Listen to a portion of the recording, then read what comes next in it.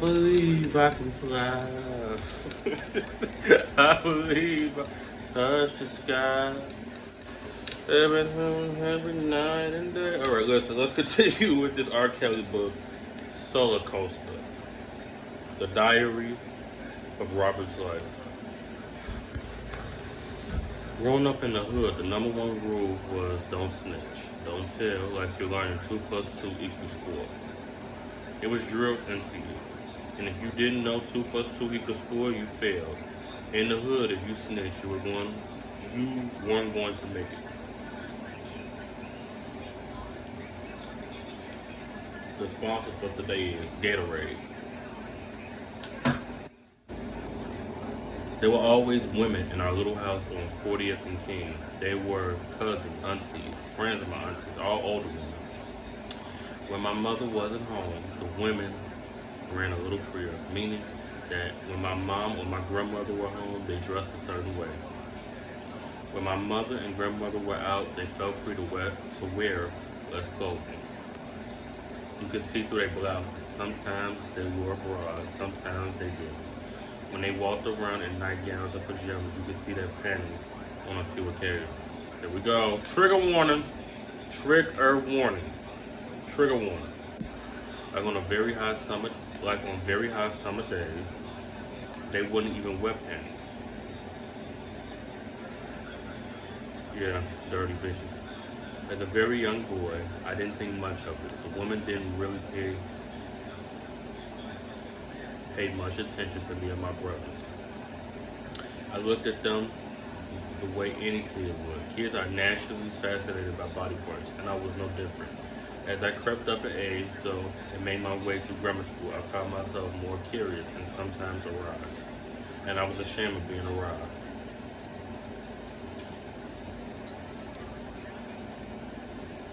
Yeah, you should be ashamed of being aroused, R. Kelly. Now, I like you, R. Kelly, as a person. We cool, R. Kelly, but yeah, you should be ashamed of being aroused by a family member. But there was no one I felt I could talk to about this. I couldn't have a sit down with my mother because I wouldn't know what to say or how to say it. There was no man I trusted enough to share such shameful feelings with. Growing up with that shame has haunted me throughout my life. One winter afternoon, I came back from school early and my mother wasn't at home. As I came through the door, I heard a strange noise. It sounds like bed springs squeaking. The walls in our place were paper thin, and sound came through like they weren't any walls at all. This squeaking got louder and louder. Then I heard voices, a woman screaming, but it didn't sound like a scream of panic or pain. Then I heard a man's voice shouting, but it wasn't in anger. Oh God, do it, get it right there, baby, right there, the woman pleaded. So somebody was in there having sex. I don't know, he don't say it, but it has to be one of his family members, or so they was in that door. I was just 8 years old. I didn't understand what was happening. Though the man was maybe hurting the woman, but it didn't seem right. I was confused, curious. So I went to see for myself.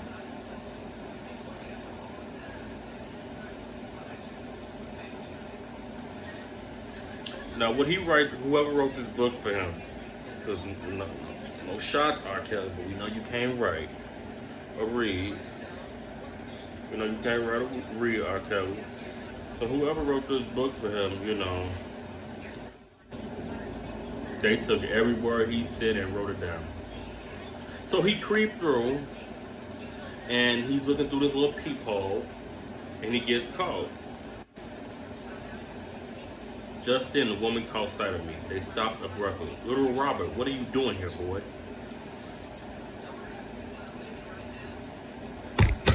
See, I wonder, because if you leave school today they'll call your house and be like, your child left school, but you wouldn't know. See, pause. In high school, the high school that I went to, the kids would come there anytime. You could come there, they don't give a damn. They didn't give a damn. You show up at school at 11 o'clock, they don't care. You could even show up at school at 1 o'clock. Okay, at least you came to school. My high school was small, so they really didn't care what you was doing, what they cared, but they didn't really care if kids showed up at school at 10 o'clock. One of them told me, we can't turn kids away from school. Come to school at 1 o'clock and we get out at 3:30, that's the fuck you can't go back home. What are you doing? And then the confusing thing about my school was we had 4 classes. And we had 4 classes, and we switched classes in a semester. And those classes used to be 90 fucking minutes. I could sit still for 90 minutes. Not that I got ADHD, but you think I'm gonna sit in here for 90 minutes? And then the rule was you can't go to the bathroom the first 10 minutes or the last 10 minutes. What do you mean I can't go to the bathroom the first 10 minutes or the last 10 minutes of class? If I got to pee, I got to pee. But anyway, I'm waiting for the other page to load. I got scared and started running. She shouted out, "Come on back, it's okay." They were still in bed, both of them naked. When she said, "You can watch, but you better not say shit to nobody about this. That's molestation. If you allow a child to watch you get busy in the bed, that's molestation." Now you might say, "How is that molestation?" That's molestation. Well, I don't know. But that's kind of like molestation. I knew the woman in my house wasn't dressing or acting right. My mother or my grandmother wouldn't dream of the pattering around. My mother or my grandmother wouldn't dream of pottering around the house half dressed. At the same time, I couldn't snitch.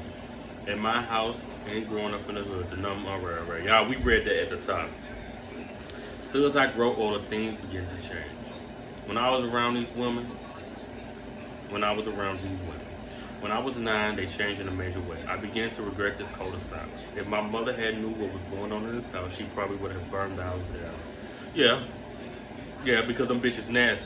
Her daughter nasty. Now the daughter, what we about to read, his brother Kerry already said that they sister, what is her name, Teresa, what the fuck her name is, was molesting him and R. Kelly at a young age. Trigger warning. If my mother knew what was going on in this house, she probably would have burned down the house down. She didn't play that, and I wanted to tell her, but I had a hard. She didn't play that. I wanted to tell her, but I had a hard time trying to figure out who would really be in trouble, me or them. At that age, I didn't really know how to handle it. I knew it wasn't right, but I just don't know how to say anything about it. Talking about it was strange, so I locked it away as my own little secret.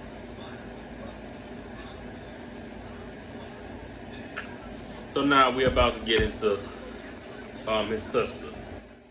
Now he don't say his sister's name in the book, but as I said before, his brother already revealed that the sister was doing stuff to him. Women are nasty. Don't think you gotta watch them women around little boys. Not every woman, but some of them women be around little boys, they be looking at them like,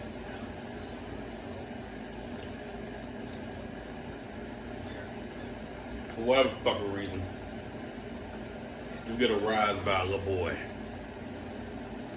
Especially 8 years old and 9 years old, and his own sister.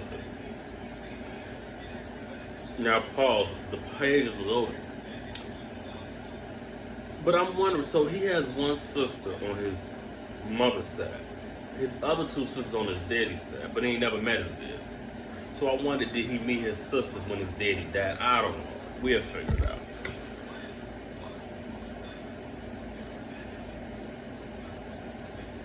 And you know what's the crazy thing? I had watched an interview with him a couple years ago. And all 3 of his sisters was there. The 2 on his daddy's side and the 1 on his mama's side. And the 1 on his mama's side, the pedo, she was just sitting there quiet. Bitches, you know what the fuck you did. I'm waiting for this page to load. I'm probably gonna get charged for this. I don't know what the fuck. How this even popped up on my head. I believe I can fly. I believe I can touch the sky. Here we go. If you don't want to hear this part, you need to click off. I stayed on the couch staring at the dark TV, what it might be like to have a dad like George Jefferson, someone with enough money to move us all into a fancy high rise in the sky. I love the Jefferson. Started thinking about Jack Tripper, the guys in Three's Company, and the cool but confusing situation he was in. I drifted off to sleep and fell into a crazy dream about Three's Company when a strange feeling in my body woke me up. If you don't want to hear this part, click off. The feeling was down below my belt. I opened my eyes and saw that a female was playing with me. Lord Jesus. She was at least 10 years older than me. I was 8. What are you doing? I asked. You like it? She said. His sister dirty bitch. It felt good. This is what his sister said. He ain't said it. It feel good. Look what happens when I rub it. Oh my God. That's why it's just disgusting. She kept rubbing it until it got hard. I didn't say anything. Then she put it in her mouth and started sucking. Oh God. That's disgusting. I'm gonna pause. That's nasty. His sister raped him. Well, basically, because he couldn't do nothing about it. At first, I was scared. She was going to do something crazy like bite me. I tried to push her away, but she wouldn't stop until she was finished. When she was, she said, "You better not say shit to no one, or else you're going to get a terrible whooping," she threatened.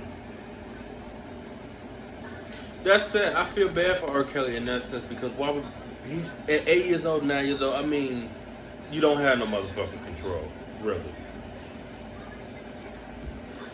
And he was a frightened little boy. This is sad, and I feel like R. Kelly should have got some help. I do. I feel like he should have got some help because no child, boy or girl, should go through that. I knew she meant business. I needed to keep quiet.